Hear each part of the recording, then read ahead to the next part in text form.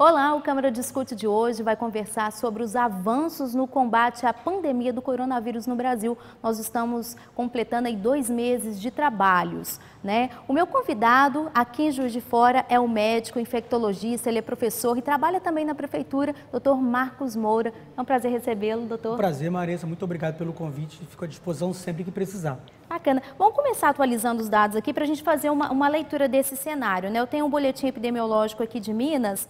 A gente tem hoje, na verdade, esse boletim é do dia 22, o de hoje ainda não saiu. O número total de confirmados, né, de casos mais óbitos, 1.283, isso em Minas, tá? No Brasil, 45.757. E em Juiz de Fora, segundo a Secretaria de Estado de Saúde, 100 casos confirmados e 2 mortes. Como que a gente pode fazer uma leitura, né? Eu tenho outros dados aqui antes, doutor, falando um pouquinho que o Brasil é o 8º país no mundo em número de curados. É importante a gente falar sobre isso também.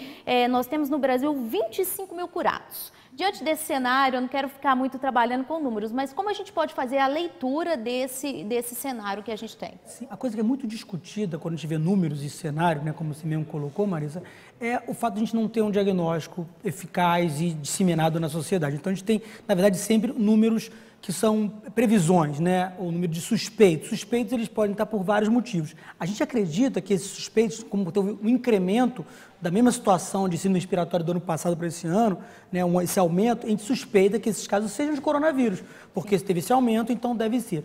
O interessante é que os suspeitos são pacientes que necessariamente tiveram sintomas, né? E como a doença se apresenta de uma maneira muito oligosintomática, muito branda na maioria dos casos, a gente imagina que esses números são muito maiores.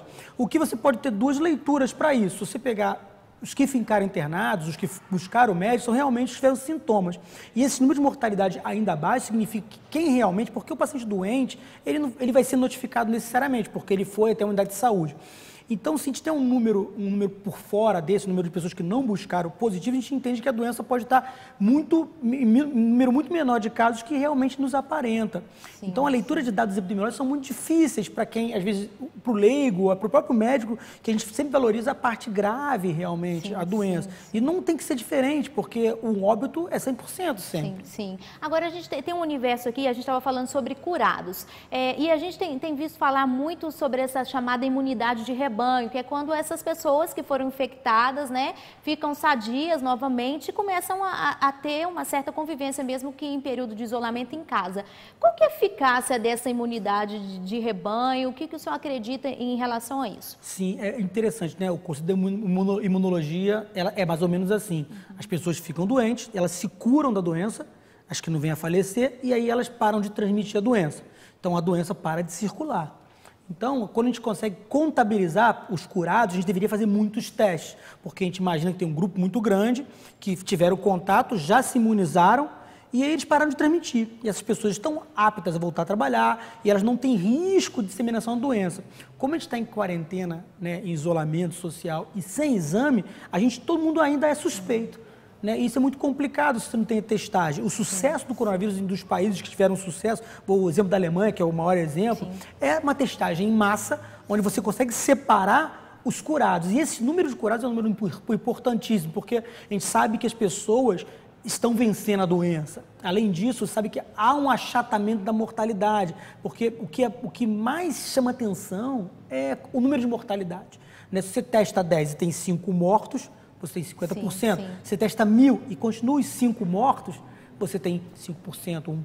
Então, é muito interessante. Eu tenho defendido que essa testagem ela é extremamente importante para a gente tomar qualquer decisão nesse momento, né, doutor?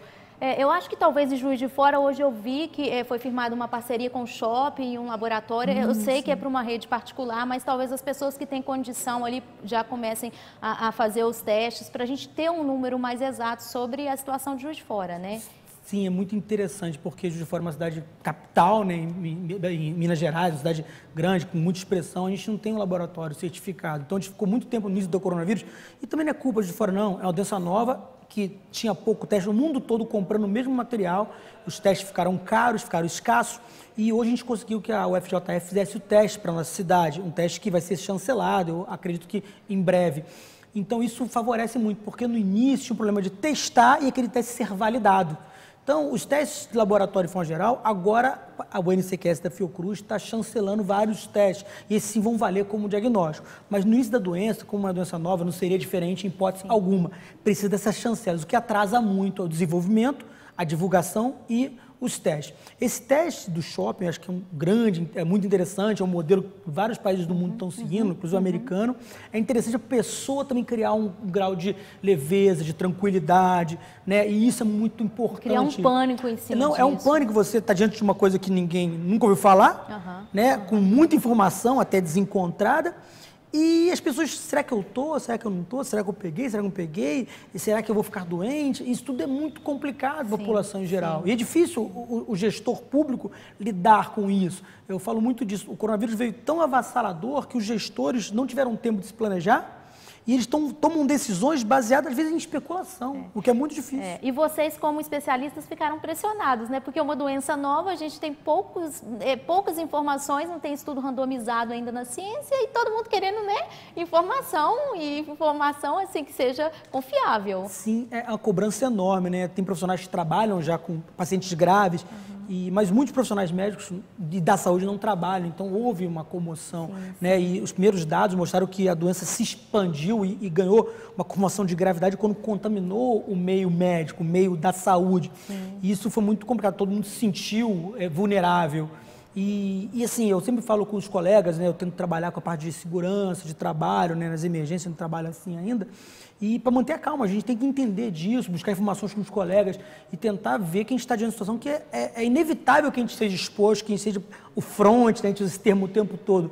É inevitável, então a gente precisa ter segurança, exigir EPI e trabalhar com calma, né? Porque a pior das hipóteses é a saúde se contaminar, porque a gente vai ter baixa de profissional e, sim, volta e meia começa a ouvir notícias de médicos que morreram, enfermeiros que morreram, técnicos de enfermagem que morreram, e isso leva uma tristeza, porque todos têm família, todos querem voltar para casa, né? E é muito complicado. Agora, falando um pouquinho sobre tratamento, né, e a medicação, a gente tem hoje o que é mais popular aqui no Brasil sendo falado, que é a hidroxicloroquina. Como é que você avalia? Hoje, como é que funciona, por exemplo, se chegar num posto de saúde, qualquer médico vai prescrever hidroxicloroquina em pessoas que têm sintoma ou que têm a confirmação? Em relação ao medicamento, né, a gente tem muitos estudos acontecendo ao mesmo tempo, né, dizem números mais de 100 estudos no mundo todo, e algumas com baixas evidências, que você falou tem toda a razão. Nenhum desses estudos, uma vez que é um vírus novo também, né, tem 4 meses, então não daria para nenhum medicamento, por mais promissor que seja, ter estudos, né, que mostrem uma eficácia comprovada. Então a gente tem algumas evidências in vitro, muitas vezes, que acabam sendo utilizados até por um anseio do próprio profissional, da população, em ter uma cura, né? A gente, diante de um problema, a gente quer a cura, a gente não quer nada paliativo. E tudo que se mostra hoje disponível é paliativo. Até o isolamento social, uma coisa que a gente não sabe como vai funcionar isso. Mas, bem, então a cloroquina já teve estudos com outros viroses e foi especulado que ela poderia funcionar no coronavírus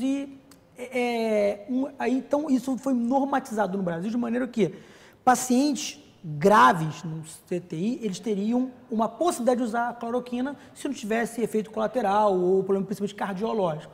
Então, esta liberação que a gente tem é essa.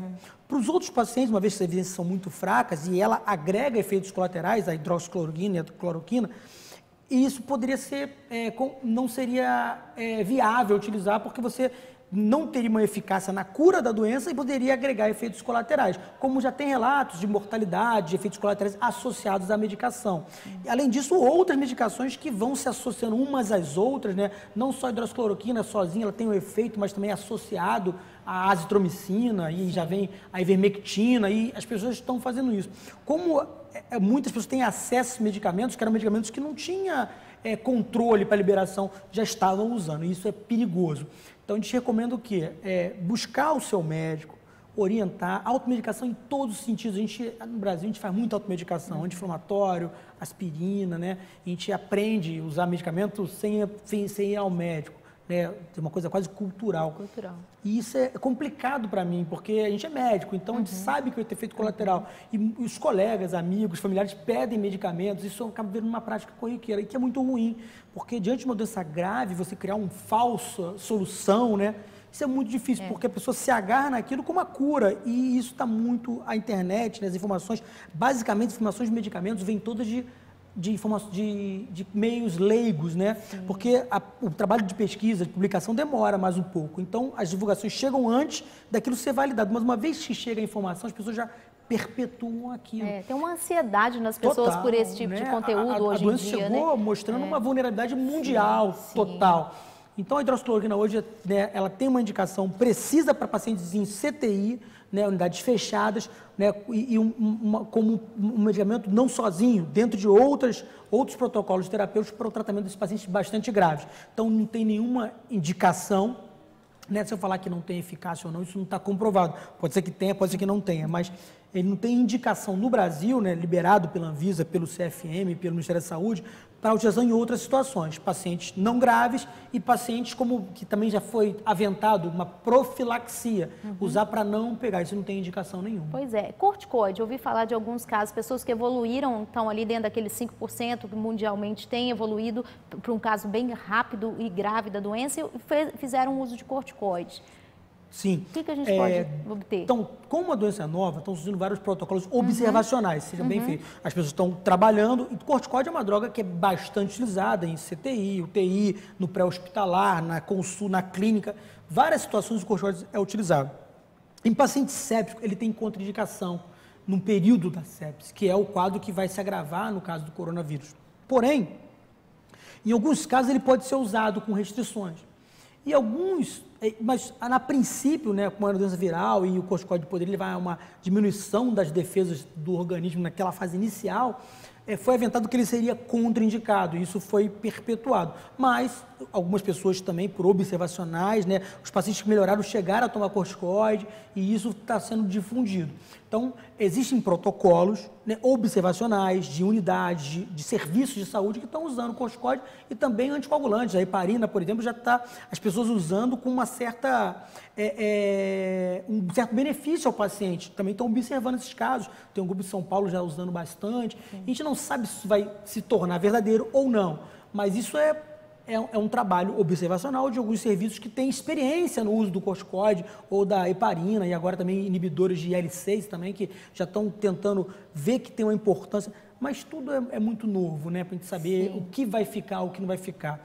A gente acredita, assim, nos trabalhos que tem pesquisadores que trabalham com virologia hoje, eles entendem que talvez o tratamento da Covid não vai ser uma solução, um medicamento mágico, e sim um grupo de medicamentos, tipo um coquetel terapêutico, certo? Agora vamos falar um pouquinho de prevenção também, doutor, aproveitar que você está aqui. A gente, enfim, em massa, as pessoas têm recebido informações sobre prevenção, mas o que de fato é eficaz, assim, para que a gente, depois dessa, nunca mais deixe de fazer? Bem, eu trabalho com prevenção, o que eu mais gosto de trabalhar é prevenção em relação à área médica, e é uma coisa que os médicos falam muito pouco, né? Tem dificuldade, tem vacinar as pessoas no Brasil e isso é complicado, apesar de gratuito. Mas a prevenção mesmo, o vírus tem uma transmissão muito mais eficaz pelas gotículas, né? Da fala, da tosse, do espirro. Então, essas gotículas são pesadas, elas vão ao chão. Então, elas podem contaminar o chão, as superfícies. Então, a gente tem que manter o distanciamento social, né? Evitar confinamento, lugares populosos, aglomerados de gente, porque você vai falar, vai tossir, e aí sim transmitiria. E, então, no ambiente hospitalar isso é mais controlado, porque nós temos os EPIs, as máscaras cirúrgicas, N95, que bloquearia essa transmissão. Então, esse distanciamento é fundamental e hoje em dia, né, preconizado, todos os municípios, de forma geral, o Brasil está aceitando, né, o modelo asiático de etiqueta, né, que é o uso da máscara, né, os asiáticos usam isso porque a pessoa lá é uma falta de educação tossir em público. E eles já fazem isso há muito tempo, a gente percebe, e o Brasil adotou isso de maneira, é claro, o uso das máscaras de pano, elas têm uma eficácia reduzida, sozinha não tem efeito, é toda uma dinâmica. E as dinâmicas que são desde o século passado, até anteriores, né? É higiene pessoal, lavar as mãos o tempo todo, né? Não é só o álcool gel ele é um extra, normalmente é usado quando você não tem uma água corrente e um sabão, mas você tendo água corrente, você lavar as mãos o tempo todo, você apertar a mão das pessoas, lavar as mãos antes, você ir ao banheiro, lavar as mãos, isso não protege só do coronavírus, basicamente a quase todas as doenças infecciosas, transmissíveis, isso é muito importante, e a gente não tinha esse hábito, hoje está se colocando, tomara que seja o delegado do coronavírus, né? Melhorar a higiene. Então a gente precisa o quê? Limpar as superfícies, limpar as áreas de contato, evitar tossir, espirrar, em lugares públicos ou perto da pessoa e manter um distanciamento. Talvez seja a melhor forma de prevenção que a gente tem hoje são essas. Sim. Tem uma expectativa de quanto eu já ouvi falar que o vírus pode circular aqui no Brasil até setembro, outubro, talvez até o final do ano. É isso mesmo? A gente tem um tempo aí grande que ele fica em circulação? O coronavírus, né, cada vez que se estuda ele se demonstrou mais infectivo do que a princípio, né? Então ele tem uma taxa de transmissão maior de que 1 para 3, 1 para 4 pessoas. Então, quando você faz um distanciamento social e você faz as nossas políticas de isolamento, né, hoje, você impede que o vírus circule, né? E aí você atrasa a disseminação da doença. Então, para você manter essa curva achatada, né, que é isso que a gente fala o tempo todo, ou seja, sem muitos casos, a fim de que isso seja não impacte no sistema de saúde nas cidades, você tem que manter essa cortada por um período muito longo, né? Porque, em tese, as pessoas vão continuar se contaminando, uma vez que ninguém tem imunidade para a doença, mas em casos periódicos, né, em menos número de casos. Então, isso é muito subjetivo. Tem modelos matemáticos, né, que vão adiando isso para 2 anos, 1 ano. A gente não sabe mesmo, porque é uma coisa muito nova. Até o modelo matemático, como eu falei anteriormente, ela acreditava numa transmissibilidade de 1 para 2, 1 para 3, já pensa em muito maior, né? Ainda não sabe qual é a viabilidade real do vírus no ambiente. A gente também questiona em climas temperados, em climas quentes. Então, tem muitas variáveis para você desenhar uma curva perfeita. Sim. Né? Agora, a gente sabe que se você mantém um isolamento total, você tem uma curva mais achatada e aí você pode prolongar o curso da doença. Se tem uma medida preventiva inadequada ou frágil, você pode ter um pico só atrasado. Ele não acontece agora, de repente ele aparece. Então, de forma geral, você tem que ter não só o isolamento, tem que ter várias maneiras de manter o controle da doença. Que é o que tem acontecido. Eu tenho chegado algumas perguntas aqui pelo nosso WhatsApp, das pessoas perguntando isso, se você acredita que o isolamento foi eficaz, uma vez que os especialistas estão adiando esse pico aí da curva de contaminação. Antes poderia ser abril, maio, junho. É difícil definir, forma geral, né, doutor? a gente não tem diagnóstico. Então, a gente não sabe se o vírus está circulando. A gente acredita que sim, né? Uma vez que estão aumentando o número de casos respiratórios, então a gente acredita que sim, né? É um vírus novo, então deve estar contaminando as pessoas, isso não tenho dúvida. Mas a gente entende que o isolamento, ele deve estar funcionando, porque a gente esperava um pico, né, diferente do que aconteceu na Itália, na Espanha, que confinaram diante do início da curva, que piorou, aumentaram muito os casos. Aqui não, a gente está tendo uma atenuação, tanto é que e é muito ruim isso, assim, a população não entende, né? Pô, não está acontecendo nada, a gente espera que sempre aconteça tudo. E isso dá uma sensação até de desacreditação da sociedade como um todo. Mas eu acredito que sim, nossas medidas, por mais frágeis, a gente anda na rua, às vezes, parece que não está tendo, mas os grandes fluxos de pessoas confinadas como espaços de festas, boates, shows, as faculdades, escolas, né? A gente, diminuição nas consultas eletivas, nos hospitais, isso está ajudando com certeza a minimizar. Agora, a certeza absoluta é quando a gente faz uma testagem para saber se o vírus circulou ou não. E aí a gente pode ter uma noção melhor, inclusive para a famosa flexibilização. Ela só pode ser feita baseada em diagnóstico. Porque você fazer uma flexibilização, às vezes, sem saber quem se contaminou ou não, você pode liberar do isolamento pessoas que não tiveram contato e elas vão se contaminar. Isso é muito difícil de entender. E, além disso, o isolamento é feito de várias maneiras, né? A gente estabeleceu um isolamento quase que restrito, né? Mas a gente sabe que existem necessidades sociais, econômicas e até psíquicas.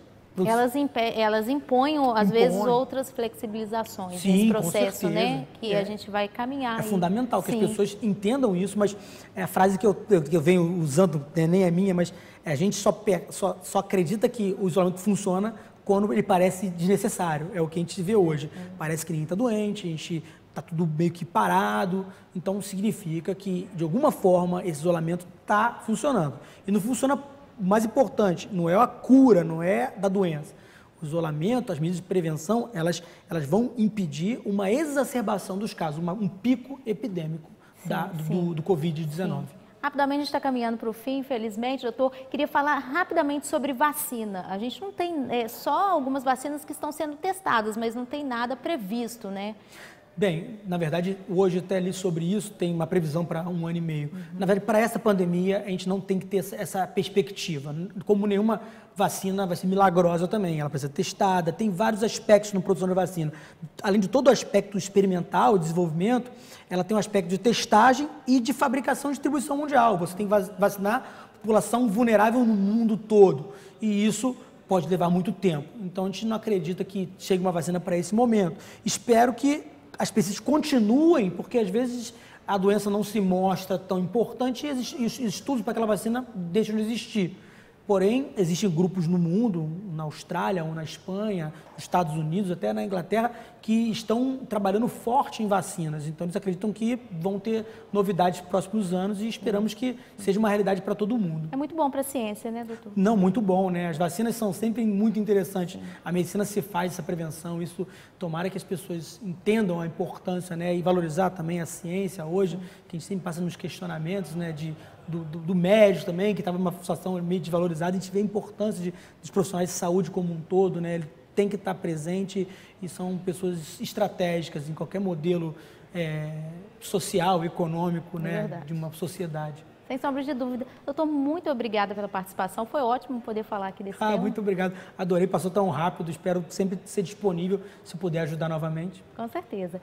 O Câmara Discute fica por aqui. Daqui a pouquinho você acompanha mais uma reunião ordinária do mês de abril. Tchau, tchau. Ficou bom? Obrigada, doutor. Ficou ótimo.